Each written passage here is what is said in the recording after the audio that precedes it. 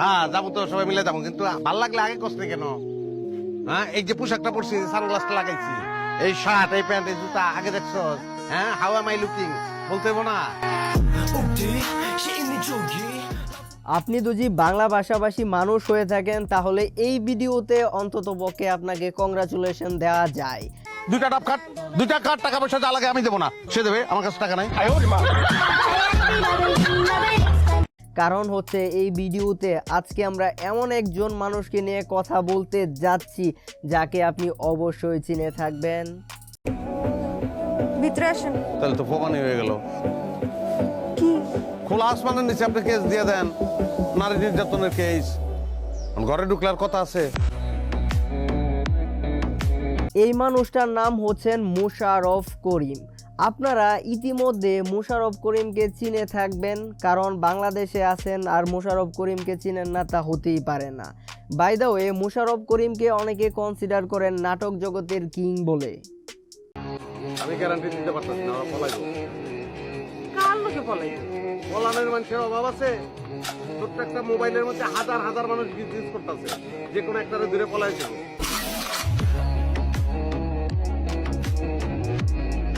কিন্তু আপনি তাকে নাটক জগতের কিংই বলেন আর যাই বলেন, কখনো কাউকে সে শিক্ষা দেয়, কখনো কাউকে আবার উপদেশ দেয়।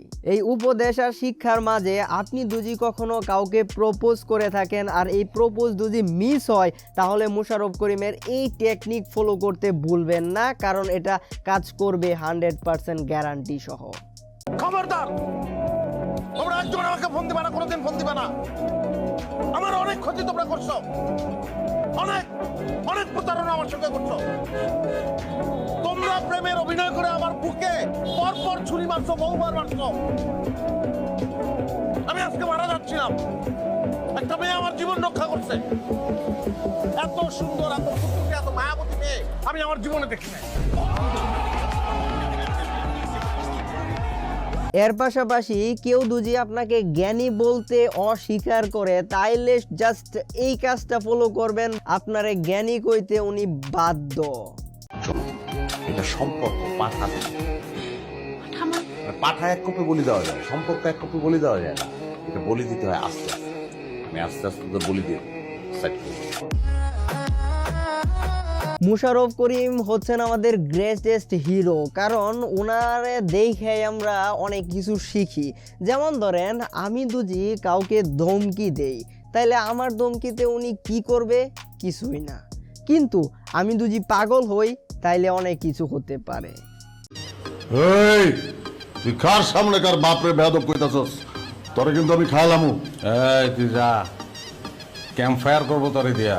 আমার পোলারা যেতে গেলে শিকের মধ্যে ঢুকায় পড়ায় বলাইব কিন্তু, যা। যেমন ধরেন, মোশাররফ করিম এক জায়গায় গেল এবং সে কিছু অভিনয় করতে যায় আর কিছু পাগলামি করলো।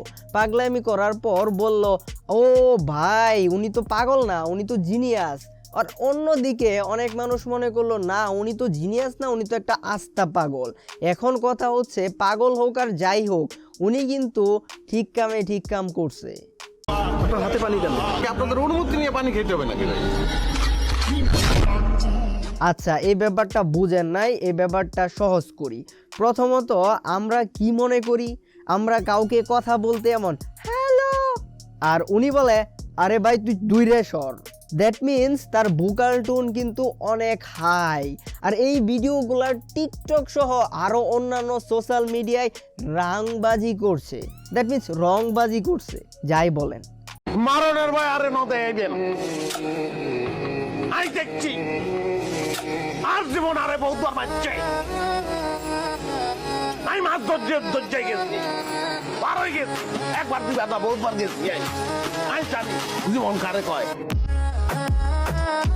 অন্যদিকে যখন পাশা ভাইয়ের সাথে বাপ বেটার দেখা হয়, অর্থাৎ মোশাররফ করিম এবং পাশা ভাই এক লগে চলে, তখন তো আর কোনো কথাই নাই। অর্থাৎ ওই নাটকগুলো দেখলে মনে হয় মাটি পায়ের নিচে নাই, পায়ের উপরে। এই তুই কার সামনে কার বাপরে বেয়াদব কইতাছস? তোরে কিন্তু আমি খাইলামু। এই তুই যা, ক্যাম্প ফায়ার করবো তোরে দিয়া। আমার পোলারা যেতে গেলে শিকের মধ্যে ঢুকায় পড়ায় বলাইব কিন্তু, যা। কিন্তু ইন্টারেস্টিং টপিক হচ্ছে মোশাররফ করিম এবং আরও অন্যান্য অভিনেতার মধ্যে একটা পার্থক্য অবশ্যই আছে। তা হচ্ছে মোশাররফ করিম আপনি তাকে যেই পার্টিই দেন না কেন ওনারে বস মানতে বাধ্য। এই, গরিব আমি নিজে গরিব ছিলাম। গরিব চাইলে চেষ্টা করলে বড় লোক হতে পারে, ছোট লোক বড় লোক হতে পারে না। ছোট লোক ছোট লোকেই থাকে। এখন কথা হলো অন্য অভিনেতারা কি এটা পারে না? হ্যাঁ বন্ধুরা, ওরাও পারে, কিন্তু তার মধ্যে কিছু ডিফারেন্স আছে। যেমন ধরেন আমি দুজি কই এই অভিনয়টা কে বেশি ভালো করতে পারতো, আপনি কিন্তু কমেন্ট বক্সে জানাতে ভুলবেন না।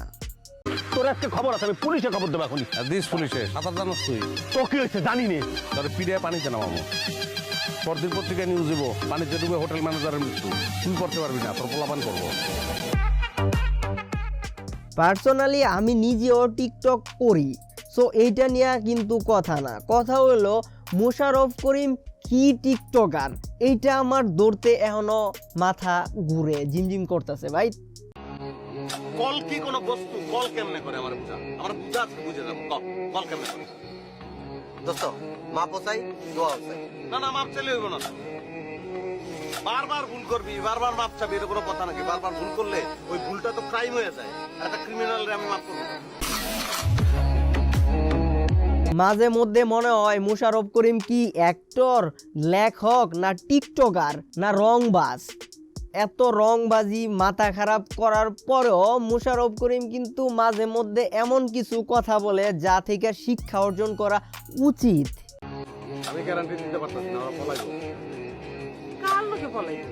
পলানোর মানুষের অভাব আছে? ছোট্ট একটা মোবাইলের মধ্যে হাজার হাজার মানুষ বিজনেস করতেছে, যে কোনো একটারে দূরে পলাই যাবে।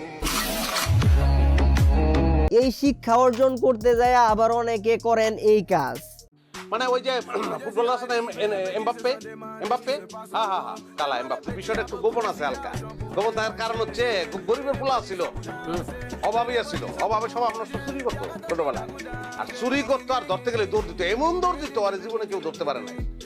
না হলে হাজার হাজার চুরি করছে, একবার ওরা ধরতে পারে না দৌড়ের কারণে। আর এই দৌড়ের কারণে কিন্তু সে ফুটবলার হইতে পারছে। যাই হোক, আজকের এই ভিডিওতে মোশাররফ করিম হচ্ছেন আমাদের হিরো। হ্যাঁ যাবো তো, সবাই মিলে যাবো, কিন্তু ভাল লাগলে আগে কষ্ট কেন? হ্যাঁ, এই যে পোশাকটা পরছি, সানগ্লাসটা লাগাইছি, এই শার্ট, এই প্যান্ট, এই জুতা, আগে দেখছো? হ্যাঁ, হাউ এম আই লুকিং বলতে হবো না? ডায়লগটা আপনার কাছে বেশি ভালো লেগেছে একটু কমেন্ট বক্সে জানায়া দেন। Thanks for watching this video, see you again.